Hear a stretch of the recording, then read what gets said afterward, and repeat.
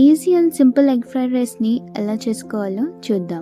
ముందుగా 1 table spoon oil వేసుకొని చిన్నగా తరిమి పెట్టుకున్న ఆనియన్స్, అలాగే మిర్చి, అలాగే కాస్త కరివేపాకు వేసుకుందాము. తర్వాత పసుపు వేసుకొని అలాగే ఎగ్కి సరిపడా ఉప్పు, అలాగే ఎగ్కి సరిపడా కారం వేసుకుందాము. అదంతా మంచిగా ఫ్రై అయ్యేంత వరకు స్లిమ్ ఫ్లేమ్లో ఉంచుతూ కలుపుతూ ఉన్నాం. నేను ఇక్కడ మీరు చూసినట్టయితే 4 ఎగ్స్ని తీసుకుంటున్నానండి. ఎగ్ ఫ్రైడ్ రైస్లోకి ఎన్ని ఎగ్స్ వేస్తే అంత బాగుంటుంది. సో ఒక్కొక్క ఎగ్ని కొట్టి పెట్టుకుందాము. సో ఎగ్ని కొట్టుకున్నప్పుడు స్లిమ్ ఫ్లేమ్లోనే ఉంచడానికి ట్రై చేయండి. అలాగే ఎగ్ని మొత్తం కలిపి కాసేపు మూత పెట్టి మళ్ళీ ఎగ్ని కలుపుతూ చిన్న చిన్న ముక్కలుగా చేసుకుందాము. సో నేను ముందుగా రైస్లో ఉప్పు అలాగే కారం వేసుకొని పక్కకు పెట్టుకున్నానండి.